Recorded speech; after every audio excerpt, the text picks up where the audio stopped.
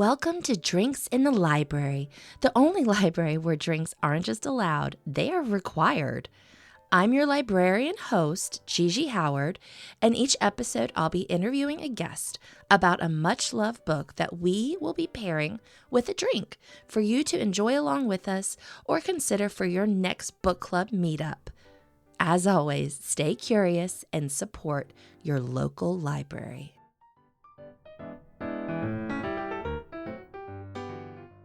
Hello, Libration Nation. In Nikesha, Elise Williams, The Seven Daughters of Dupree, it's 1995, and 14-year-old Toddy is determined to uncover the identity of her father. Her mother, Nadia, keeps her secrets close, while her grandmother, Gladys, remains silent about the family's past. As Toddy's search deepens, she uncovers a legacy of family secrets where every generation of Dupree women has posed more questions than answers. My guest this week is award-winning author Rhonda McKnight. Even as she pursued degrees in textile technology, organizational leadership, and finally adult education, Rhonda's love for books and her desire to write stories was always in the back of her mind. She loves reading and writing stories that touch the heart of women through complex plots and interesting characters in crisis. She writes from the comfort of her South Carolina home. Also, don't miss her latest books, Bitter and Sweet, and Writer in Residence, which you can pre-order now and will be published on September 8th. You can find Rhonda on Instagram and Threads at author Rhonda McKnight. You can also find her at her website, rhondamcknight.com. I had a lovely conversation with Rhonda. This was our second chance meeting. I had interviewed her a few months ago with my pals at Every Library. Also, our drink this week is a Southern Peach Sweet Tea in honor of the books that Rhonda writes set in the South, of course. One last thing before we get started. I am now on Patreon. If you would like to support the show, please follow me over there, patreon.com/drinksinthelibrary. All right, let's get to it.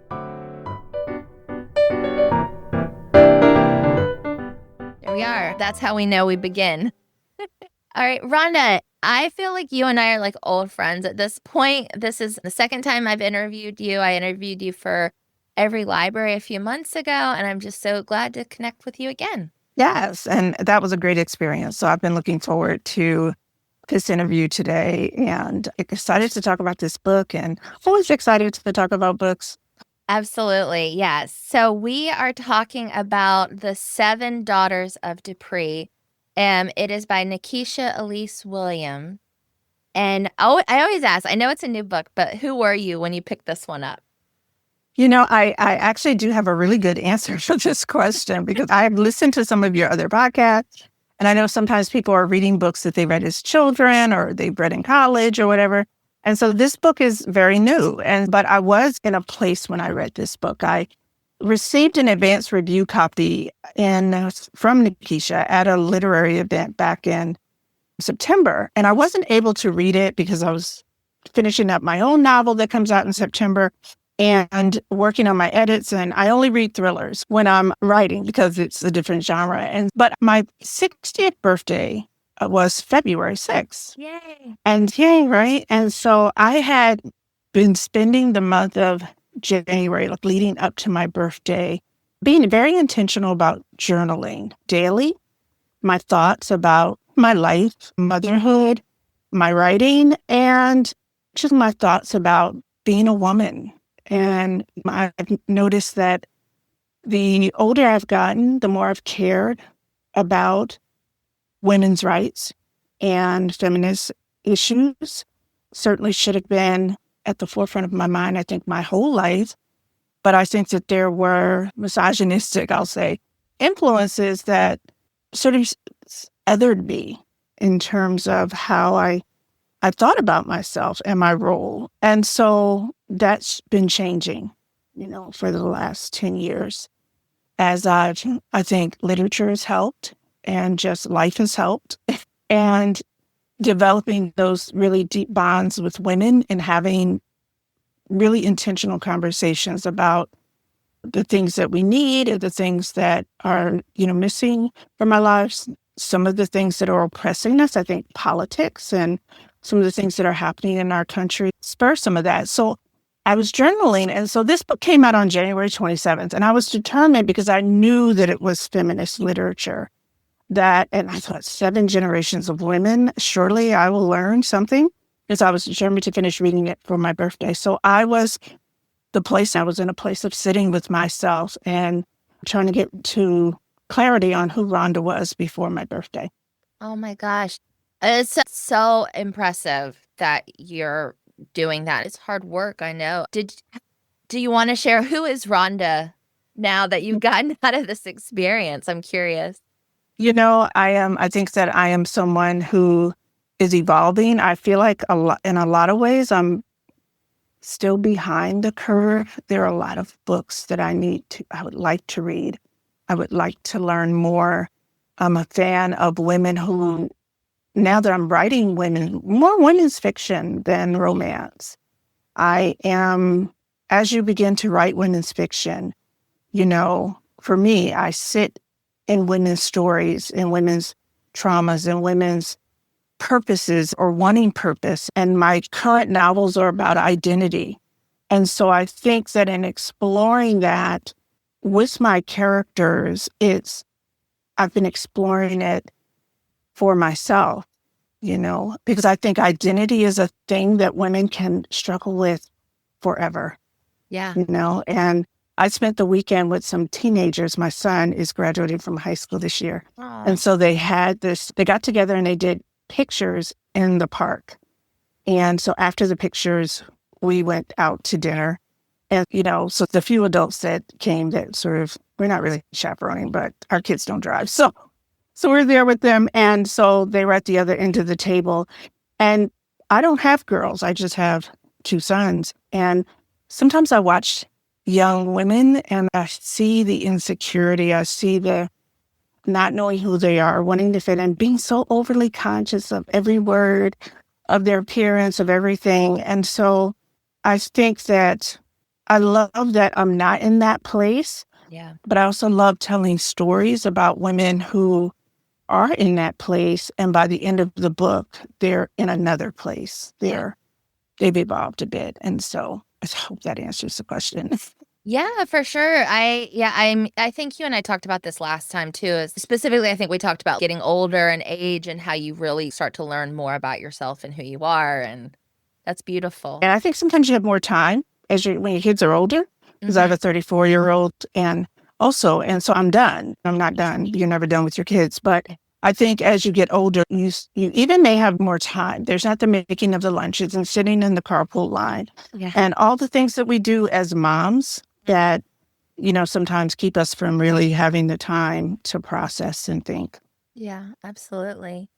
I want to jump into the story. And before we started recording, I asked you, because it's a generational story. Like you already said, it's 7 daughters, 7 women, generations of women. So let's talk about them and what the story's about.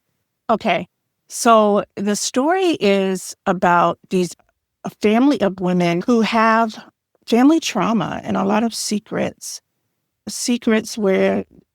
that are held with the intention of being protective, protecting themselves, protecting the next generation.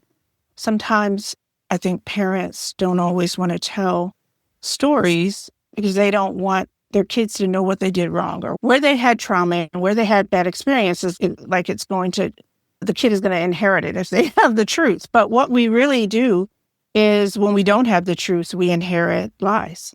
We inherit empty places in our minds and in our hearts where we know that there's a story that fits in there and we just don't know what the pieces are. So this book begins with a young woman named Tati. She is, I believe, in her early 20s, and she has never known her father. And she wants answers, and her mother has not told her. And so her mother is the 6th generation back. Well, there's 7 generations, and so she's the 6th. If we go backwards, the book is told backwards. First of all, this is the thing about structure. Okay. You begin with Tati, and then you go to each woman, and it's told in a dual timeline. So it's contemporary and historical. And each of these women's point of view and it's literally told backwards. The structure is beautiful. It can be a bit complicated at first. And so we meet Toddy wanting to know, and wanting to know from someone who has the answers but doesn't want to share because her mother didn't want to share and the previous generation didn't want to share. And there was a lot of keeping secrets. So I want to read something, if I can, that just introduces the story. Yeah. 'Cause I think I'm jumping ahead. Yeah, you have a question that what pulled you into the story. This is what pulled me into the story. So very brief prologue. They cut off her head because she ran. But who could know? Certainly not Tati. She was looking for her daddy. Her mama, Nadia, wouldn't tell her. Gladys, her Mimi, wouldn't tell her either. So she searched for him. She didn't know to search for anyone else. It wasn't like there was a burial or a body, no coffin, no cemetery. But in a way, she found her.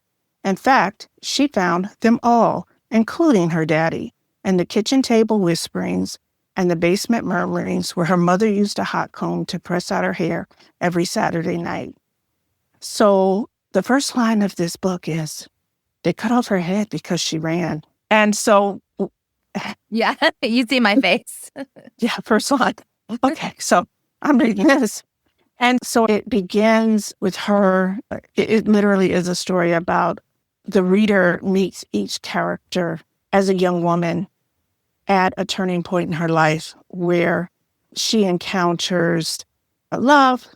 And sometimes that is oftentimes in this story very intermingled with the politics of the day.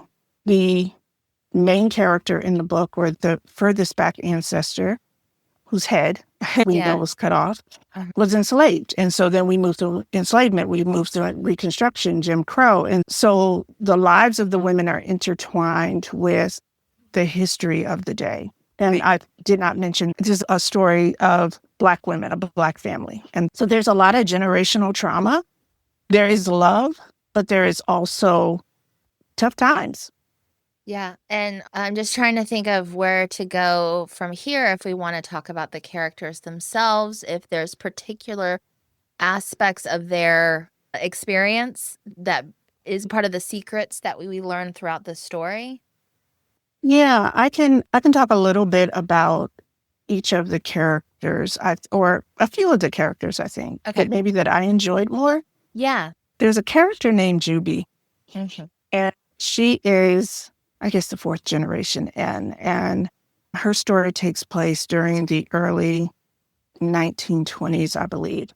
And Juby is very fair-skinned. They're very fair-skinned people, most of them. And so Juby wants to pass. She marries a man, and I'm not going to spoil it, but she marries a man she wants to pass. And Juby, again, let me just say, was a woman who was very much struggling with her identity, not feeling like she fit in the Black community, wanting to escape Jim Crow and racism, to live on the other side of the literally tracks in this town that they live in. And so I enjoyed her story. You know, you've read Bitter and Sweet. That was the book that you interviewed me about, my novel. And in my novel, there is a story of a man who was passing. It was a family secret, and the family did not know.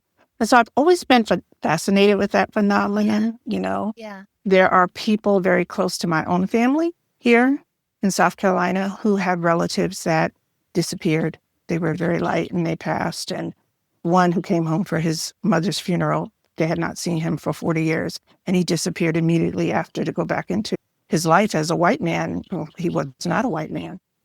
And so I always find that interesting. And so I really enjoyed Juby's character. There was a lot of trauma there, but a lot of intention to save herself and to survive. And what I like about reading women's fiction is we get to meet women who are determined to survive circumstances, no matter what the story is. Women who are sometimes intentionally or not so intentionally begin to do the work of elevating other women. And that's not Juby's story, but it reminds me of another book that I read by Ariel Lawton. Okay. Frozen River. Yes. And so I love historical fiction. And so I believe her name was Martha's work, and just showing up every day doing the work that she's doing, she begins to elevate the cause of women, to bring to attention the circumstances that women were dealing with in that time. That's what the book highlights. There is, there's, when you look at history, most historical fiction, you will find a lot of the issues that women deal with in historical times are a lot of the issues we deal with still today. It's like new day, same devil, women being sexually assaulted. Mm-hmm. We meet that in this book because in 7 generations, somebody is going to encounter that, And so we have a character who experiences that. You have women who find love and some who lose love because during those times, the early 1900s, like people died. Children had a very low mortality rate. Yeah. And so there is, when we look back at our history, I think lots of books, resilience, but there is a lot of pain and a lot of trauma. And they don't unpack it in therapy like we do, or that we have the opportunity to. And so it creates this ripple across generations. And I think that is what is very much happening with each character in the book. Yeah, I think it's definitely the generational trauma is another character within the story. Absolutely. Driving what's happening a little bit. I want to ask too, we've talked about Jubilee. That's her real name is Jubilee, right? Yeah. Jubilee. Yeah. Talking about the more modern Tati and Nadia and Gladys. So what kind of journey does Tati go on that she digs up some of this information? She can't get her mother to be honest with her.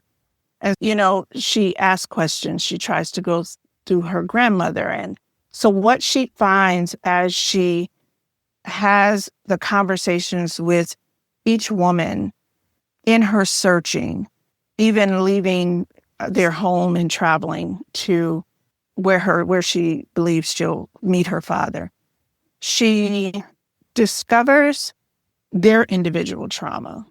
She realizes that the block, specifically with her mother and then with Gladys, is not just about keeping information from her and holding on to her. I think that Tati has this sense that because they're all women, that they don't have a use really for men.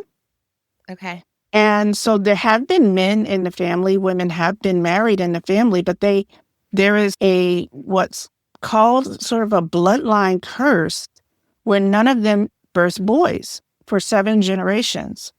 They only have girls. And I won't get into that because that's a huge spoiler. But she thinks that it's about holding on to her and not really understanding because she's young that it's not just about keeping her. It's about them protecting themselves and their own hurt. And so in digging, she finds out their individual history and what trauma led to them keeping the secrets that they would not share with her. And so it grows her. It knits the family together. I think by the end for Tati, I think what she learns is that love attempts to protect, even when the attempts may disappoint you, they don't give you what you need.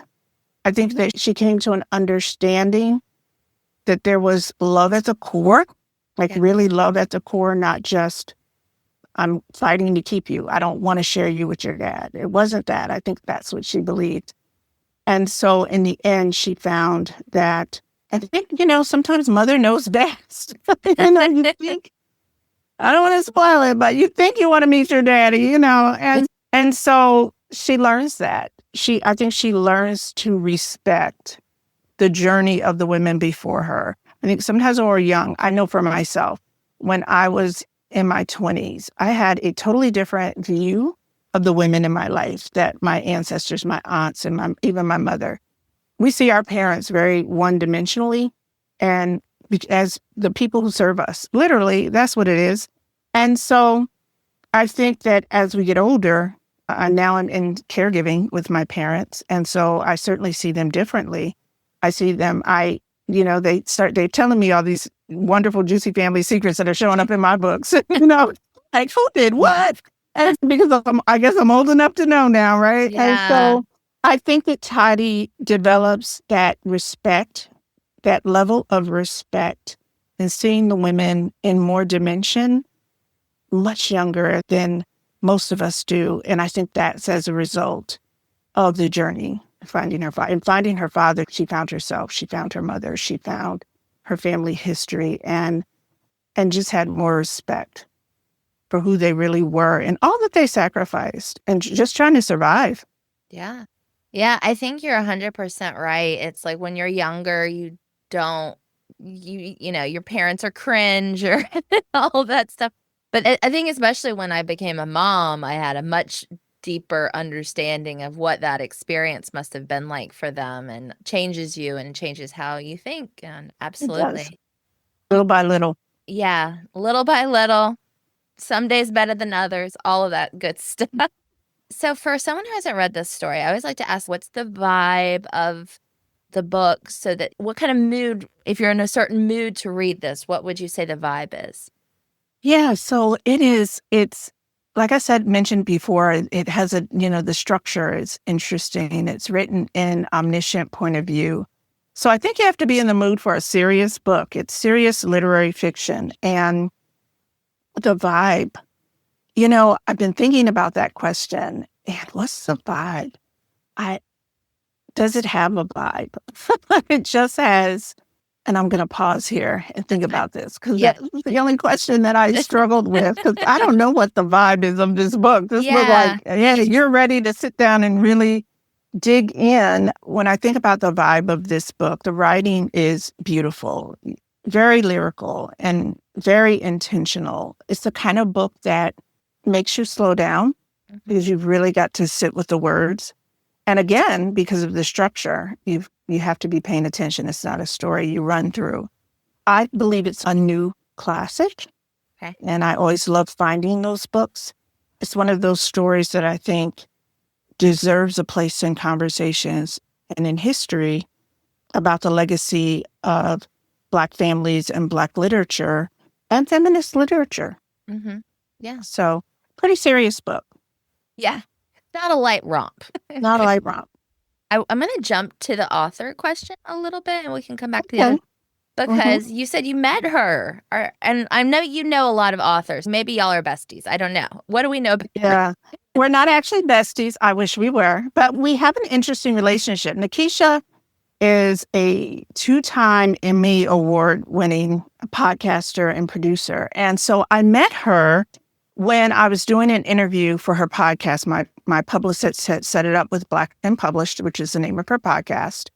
And so we had a great interview about my novel, The Thing About Home. It was my first women's fiction novel, my debut back into trad publishing because I had been traditionally published years ago. And then I indie published a bunch of romances and decided that I had a story that was more important and I wanted it to have a wider distribution. And so I came back into traditional publishing. And so Nikesha was the first podcaster that interviewed me. She had a great interview. And then after the interview, I asked her about what she was doing because she had mentioned she was a writer. She told me she was querying. And so I said, oh, that's great. And, gave her some advice and, talked to her for a little while, even prayed for her because I do that. And I said, I really hope I'm praying for you to really have a great experience with your agent and for you to get a really good book deal. And I actually put a number in the conversation. I have no idea what that number was. But then months later, there was an announcement in Publishers Marketplace that she had gotten her book deal. And it was a major deal, which is hard to come by. They started at $500,000. And I was like, who is this woman? Who is she? I don't know what I thought she was writing, but not major deal stuff. And so she made a brief Instagram story about me where she thanked me and said, Rhonda, that number, I got 10 times that. And I said, what did I pray for you that I need to be praying for myself? So Nikesha and it was so funny. So then we met this past fall at a book event where, again, she gave me the ARC and autographed it for me. And she's just a champion for BIPOC literature.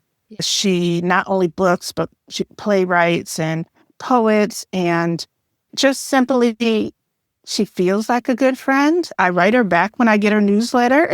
Oh, So we're friendly enough. But I'm yes. really excited for anyone I'm always excited for anyone that this dream comes true, like they get a book Yeah. deal. Like I celebrate everybody on Threads. Oh, congratulations when they make announcements, because I know what a big deal it is. Yeah.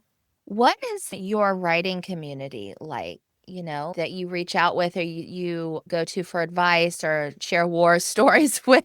Yeah, so I've always been a writer's writer, in that I actually even teach a writing workshop, and weekly I host a group of writers in an accountability group, writers who are trying to get published. I meet with them 4 times a week, which is a lot. It's a big commitment for an hour, 4 times a week.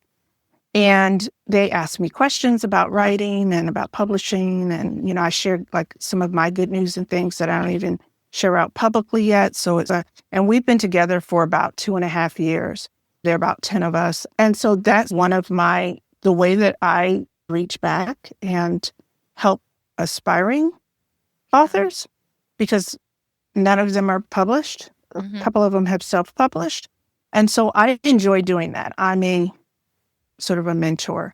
Yeah. But within the people who sew into me are some great authors, Vanessa Riley and Vanessa Miller. And we have a text group where we text our good news, text our new covers. This is the title that they chose and whether or not we like it. And we share feedback with each other. For example, if you get a new cover or a new title, what do you think of it? And we give feedback to each other. If somebody's crashing out, we may continue in the text group, or, you pick up the phone and call. We celebrate each other. We get to meet at a lot of different literary events where we can. We show up for each other at signings or whatever. I've traveled, up to 2 hours each way to be in an event for one of my author friends. I really feel like, I don't know what other author communities are like, but I have the most beautiful circle of about 5 women who we really champion each other. We talk to each other. I'm going to talk to one of them at least every day, at least one.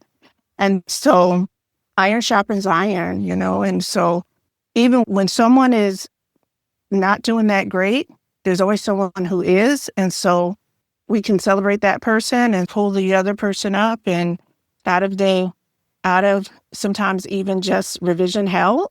And sometimes that's all it is. Sometimes it's about the writing. Sometimes it's about publishing. Sometimes it's about dealing with the things in our lives, marriages and children and parents that impact the writing. And sometimes you just remind each other to rest. And it's okay to take the day.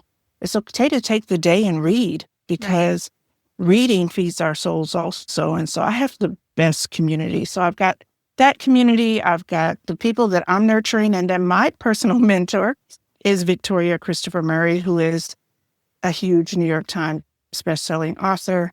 Yeah. She's gotten a lot of success with her books with Marie Benedict, and has over 30 years of publishing experience. And so when I need to go up to someone who's beyond my peers, I have access to Victoria. So I've been very fortunate to have that at every level.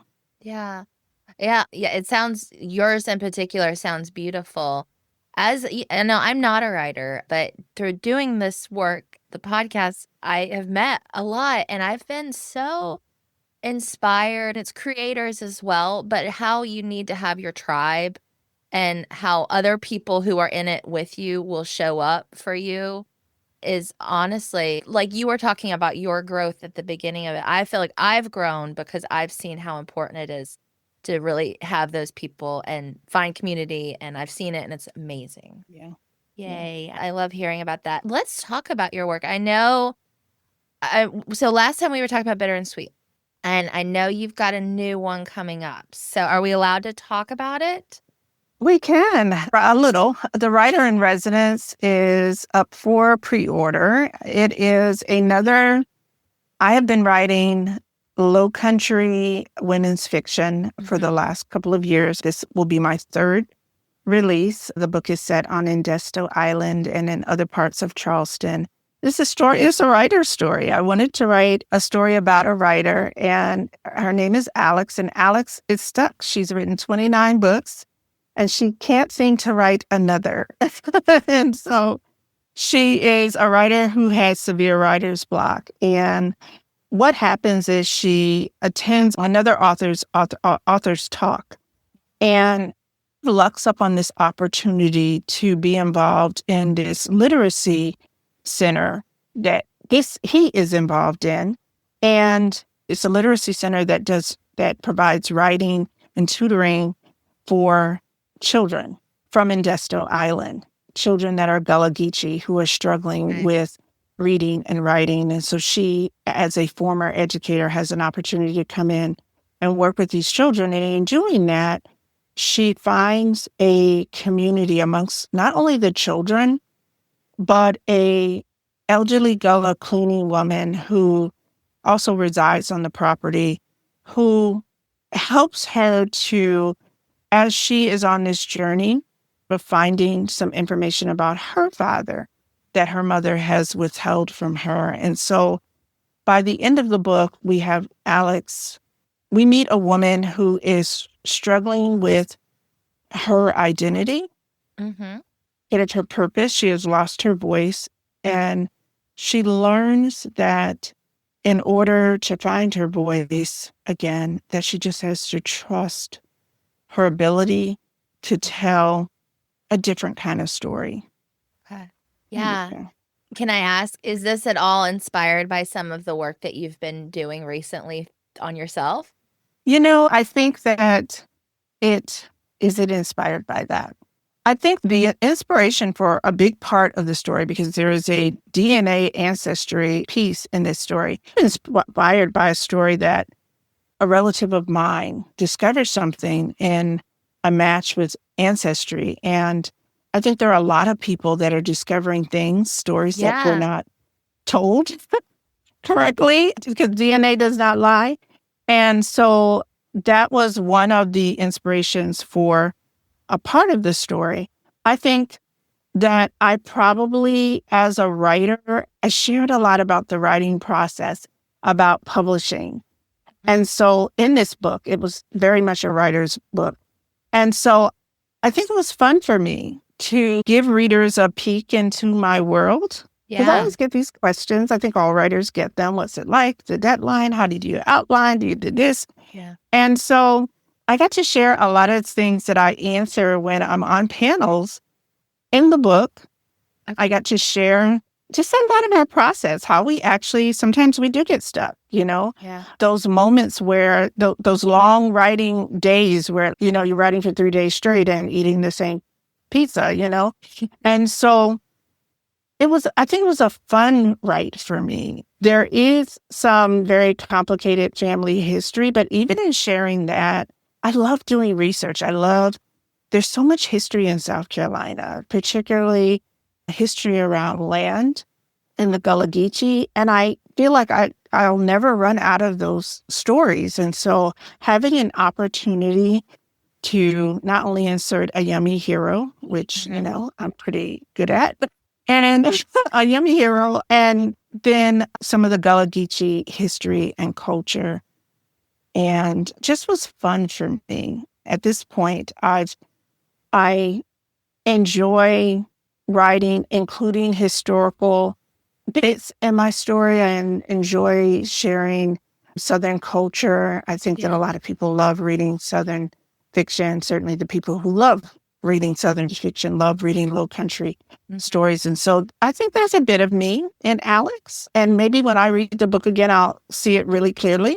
Yeah, I just had to ask because we've had such a lovely, thorough conversation about you. And I was like, I'm just hearing it. I'm getting a little bit of a reflection of what we've been talking about. So I was curious. Okay, so we're talking about Southern culture. You picked our drink today, and I've been enjoying it. Yours is better than mine. Mine is very simple, but you've got peach sweet tea you're drinking. I do, and it's very sweet. I'm usually not a super sweet tea drinker, Mhm. but when you add peaches to it, it becomes really sweet. And out of a mason jar, because of course I'm here in South Carolina, and why wouldn't you drink your tea out of a mason jar? Absolutely. I wish I had one. I need to get some. I don't embrace my southernness, but yes.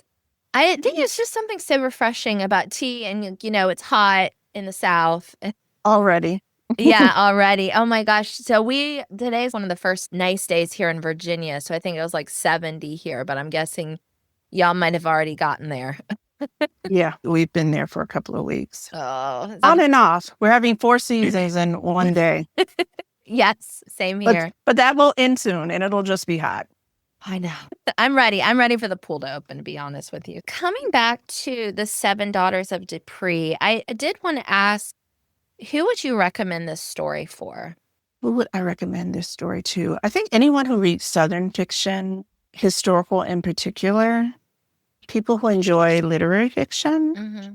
And I think people readers who obviously enjoy serious fiction, and people who want to really learn. I think for me as a Black person who's reading, I'm always interested in learning about our history, Yeah. because up until probably the last 5 years, there wasn't very much Black historical fiction. You had some classics, but we've had an explosion in books and in terms of fiction. There have been nonfiction books, but I'm learning so much. I love learning through fiction. And so Yeah. I've been able to learn a lot. And I think anyone who wanted to maybe empathize with the Black experience or learn a little bit more about a culture that's not familiar to them would get an interesting peek inside some of our history, some of our stories, understand maybe some of the root of some of the trauma in a different way, because I think that Nikesha was very intentional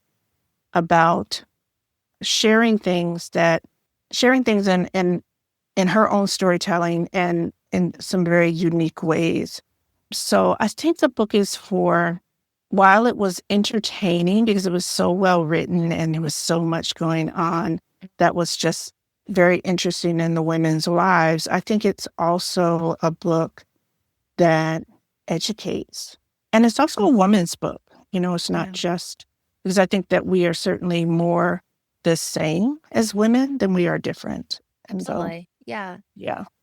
Absolutely. I agree. So I want to ask before we sign off, what can we put a spotlight on from you today? What can we share out to our listeners? Okay, so I'm very excited about my September 8th release, which is Writer in Residence. Mhm. It will be available in paperback and audiobook and, of course, ebook on that date. And I'll be doing some tour. I will be at the American Library Association conference in June, Okay. where I'll be signing and hopefully speaking again. I actually got to speak a couple of years ago on the diversity stage about my book, Bitter and Sweet. And for someone who hasn't read me and is curious, please read Bitter and Sweet. It's already available. It's one of my truly, and I think I shared this with you when you interviewed me before, I think it's probably always going to be my favorite book, no matter what else I write, because it had such deep personal importance in terms of some of my family history around the death of my grandmother. And so people have very much enjoyed reading that story. It's written in a dual timeline, and so they get to go back in time from 1915 to 1938, and then there's a contemporary story about two sisters that don't have a very good relationship. So if you want to meet me before September 8th and you've never heard of me, read Bitter and Sweet also. Yeah, absolutely. And a lot of librarians listen to this. So if you're going to ALA, Rhonda will be there. That's awesome. Rhonda, this has been wonderful. I'm so glad we got to chat again. Yes, everyone go out and read Bitter and Sweet and Seven Daughters of Dupree. You've got a lot of homework to do, but it's going to be wonderful. And yeah, thank you so much. And thank you. Thank you so much for having me again. All right. And we got to say cheers for our sweet tea. Cheers. Yay. Absolutely. There we go. Thank you for spending some time with me and my guests for an episode of Drinks in the Library.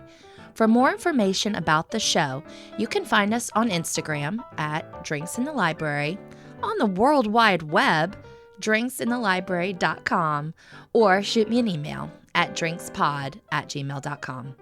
Until next time, cheers.